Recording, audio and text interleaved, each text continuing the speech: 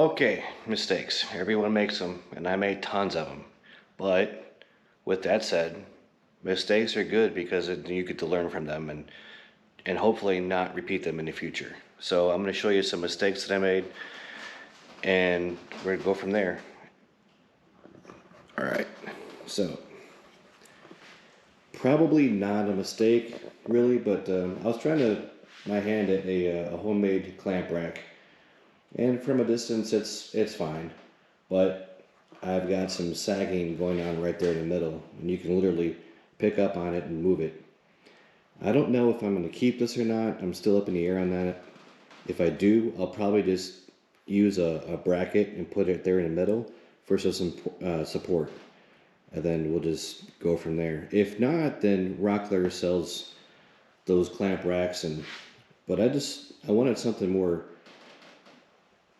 custom than what they have. I want to be able to get all my smaller and more narrow-throated ones in here, and then the bigger, those are just bar clamps from, or parallel clamps from the Harbor Freight, and they're cheap and they're great. And let's see, I was gonna start to do some, oh yeah, bright mistakes. So this, I was just, I had put myself in like drone mode when I was making these drawers, and I was routing out the channels for the bottom pieces, and I'm just going to town, just going doing my thing. And it's like, oh crap. Yep, I've routed or datoed a channel in that top piece there, but that's okay. There's a fix for that. As soon as that drawer front goes on, you're not going to see it. And on the other side, in the video footage from before, you probably saw me just going to town, just doing pocket holes for these here. Well, I did pocket holes for everything, including the sides. So when I was assembling the drawers, guess what? I got pocket holes going, for example, this way, and whatever, it's the side. Once you put the drawer front on it, you're not gonna, it's not gonna matter. It's just the side of the drawer. I don't care. So with that said, I was gonna start making the drawer fronts today, and I was gonna start with my little sustainers for my fasteners. When I come over to my saw, and I realize this: follow your eye here, wide, and it goes to very narrow. Now, this is an issue I've had since I moved into this new house. Something happened in transit. Something in the Incra fence deal got damaged. I don't know what. And I've taken, minus the rails, I've taken everything to Incra because they're only in Carrollton. And I'm here in Fort Worth area. I'm just going to leave it at that. It's a bit of a drive, but they're local enough to me where I just made it work. Anyway, I don't like this anymore because of this. Now, I used to have to, when I lock it down, and I would give it a pull, and then it would be finally a square. But I'm kind of done fighting with this thing, and a lot of my cuts aren't coming out perfectly square anymore. And of course, the longer you go of a cut, the more drastic that change is going to be. And so I had the Incra system when I had a Delta table saw. It was my second one. I had, not second Delta, but it was my second saw. I had a Craftsman to start off with, and as I was liking woodworking more and more, I was like, hey, well, I need a bigger, better saw. So then I went to Lowe's and I got the Delta saw, and it was about $1,000, I think. And as soon as I got that home, I got that set up, and then I realized, hey, there's something called a SawStop, and holy crap, that thing is awesome. And it could possibly save your hand, your fingers, and all that stuff. Well, I just spent money on the Delta, and I wasn't about to, chuck that and then do another major expense to get that one. Long story short, probably 2 years went by, and then the motor said, see you later. And I was right in the middle of doing a project for someone at work, and it's like, oh, I need a saw. I need a saw now. And it took probably about 3 months for that motor to get fixed. And nobody wants to do it anymore. Nobody wants to fix motors or warranty Lowe's stuff. And that was a hard time trying to find someone to do that. Anyway, I took that opportunity and got a saw stop. And since I already had the Anchor fence for the Delta, I'm like, told the nice guys in Rockler, I'm like, well, you know what? I don't need the fence or the rails or anything because I'm not going to use them. I already have a deal set up, but for my other one, I'm just going to transfer over to the new saw, and that's going to be it. But now that this is something happened in my move, and like I said, I've taken it to Incra and Carrollton, and they've fine-tuned it. I get back home, put it back on the rails. The problem still exists. I have no idea what it is. I'm tired of fighting with it. So I went to Rockler and I got the new T-Glide, the fence table deal there. It's a 52-inch system. So I got that, and then I got the rails here. What I am gonna lose in the process is I'm gonna lose my router lift table option deal thingy. So what I'm thinking about doing is, once I get this out of here, then just to make a new bench for it. And since all of this is just, if you can see it, it's just really, let me shoot underneath. All it is just there we go. That's how it's fastened into place. So really, just imagine this being a 2x4. Good. And then this downdraft thing, this is so powerful. And really, all this is connected up to, it's just a Harbor Freight dust collector. And this thing, as it sits, and I'm probably modify it later to be better, but holy crap, this thing, no pun intended, it sucks really, really well. And this is nuts right here. This is powerful. When you're routing, when you're doing your thing here, the dust just goes to it because it's really good. I like it. I have no complaints. And this lift is amazing. Man, before I had a Bosch table with a the Bosch router underneath. When that's what's in here now is my Bosch router, and then you'd have to bump and pray on that thing just to get it up, and then you test cut after test cut just to make sure you're right. And oh my God, forget about repeating something if you mess something up.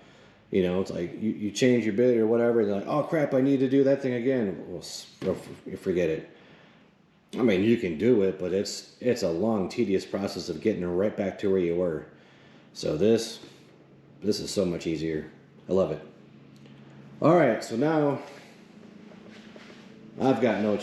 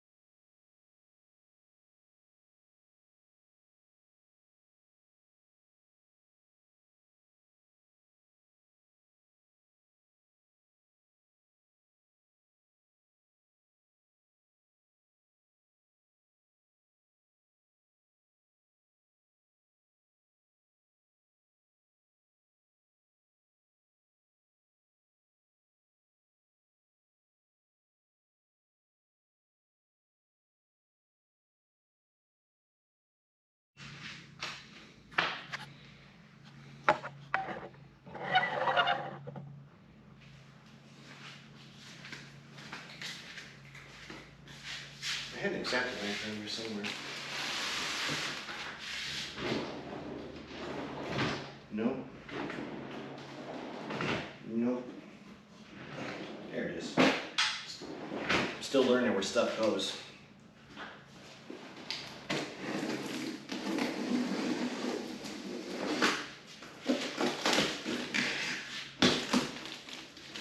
Another mistake that I forgot to mention, this entire top mistake. Now I love the combination, I love the contrast of the black and the blue track. I love it. However, the track is sitting in MDF. And MDF has no holding power whatsoever, it turns out.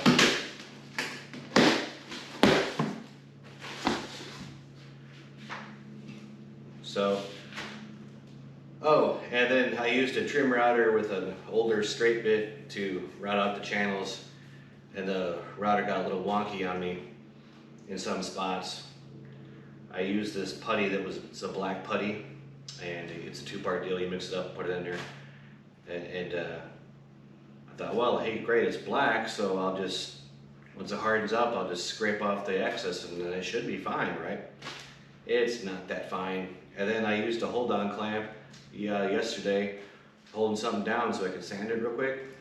And the track at my intersection, it's got two screws and they're about 1 inch long, popped right out of the MDF. So, I'm just gonna, oh yeah. And then the best part, this oak trim all the way around here, yeah, my dumbass glued it into my face frame, all the way around. So it's glued into here and then glued into the top. So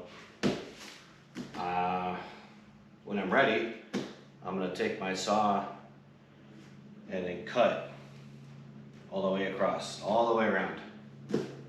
It's the only way I can get that off. Because if I use, if I try to break it out, it's just gonna rip the face frame because glue is not gonna go anywhere. So once the top is off, then I'm going to use the armor track. That'll be a whole other video. So a little unboxing here. T-Glide hardware. Everything's all labeled out. And I'll even just punch the screws out. It's really cool. SawStop, by the way, has got the best instruction manual. And Dad, you know how much I love reading instruction manuals, but it has got the best set of instructions I have ever seen. It's literally a book.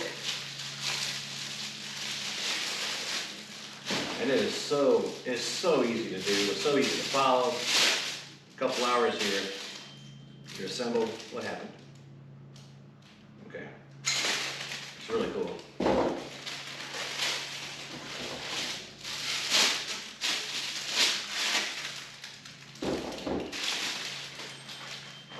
What?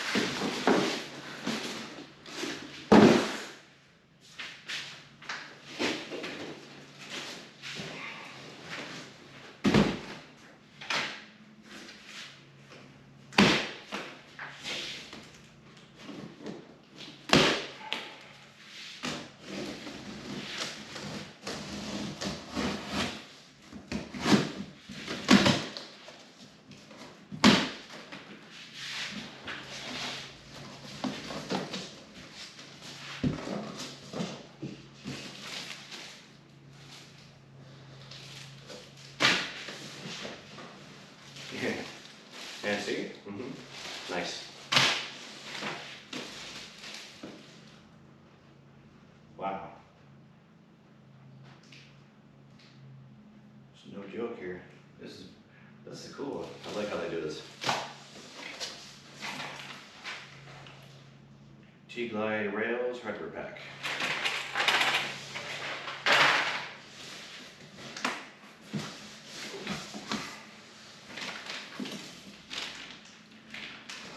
And see, they give you real hardware. Not the stupid Allen wrenches that everyone gives you, but I mean, look at that. That is, who does this?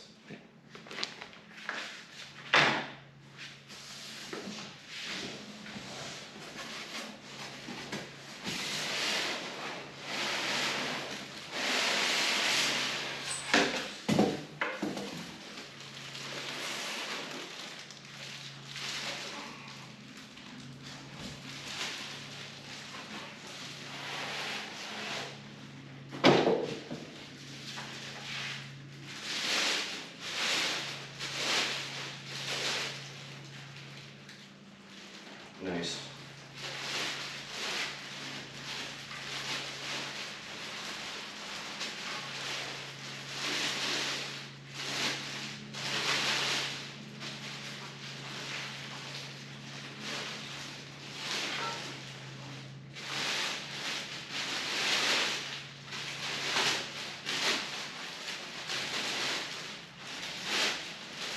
Oh, God damn it.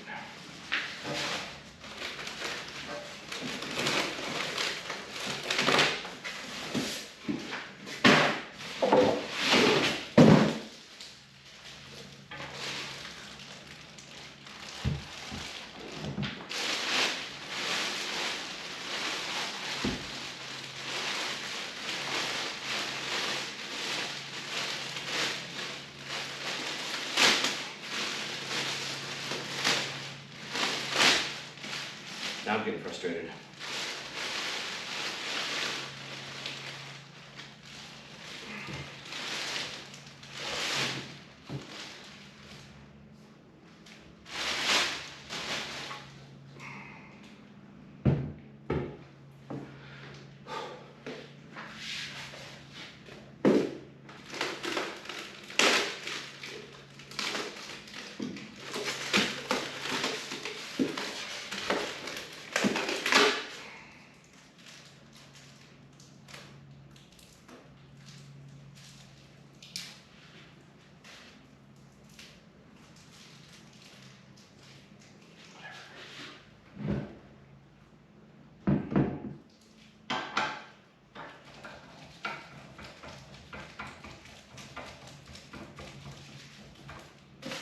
And that's it. Voila, everything's unpacked.